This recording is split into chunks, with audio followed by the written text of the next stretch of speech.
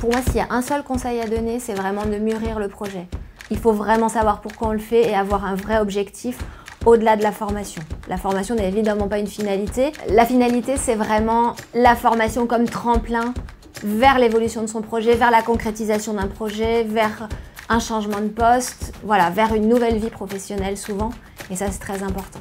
Si j'ai un conseil à vous donner, c'est de bien absorber les formations qui sont dispensées, de bien comprendre les outils, les méthodes, les moyens que vont vous apprendre les formateurs experts que nous avons, de les mettre en pratique, de ne pas avoir peur de vous tromper, de ne pas avoir peur de l'échec.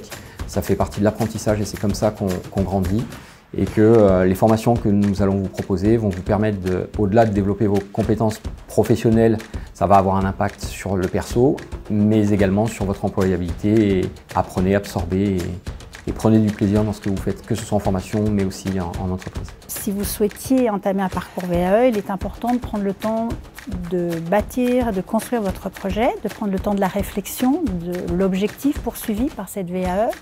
Prendre le temps, bien entendu, de trouver la certification qui va correspondre à la fois à votre expérience, mais aussi à l'objectif initié dans cette VAE.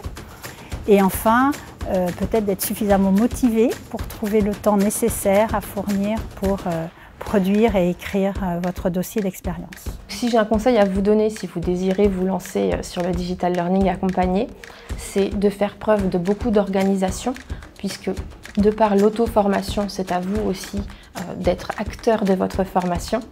Et puis, de ne pas rester seul non plus en formation. Il y a une communauté de pairs, il y a les collègues avec qui vous pourrez échanger en cours de formation.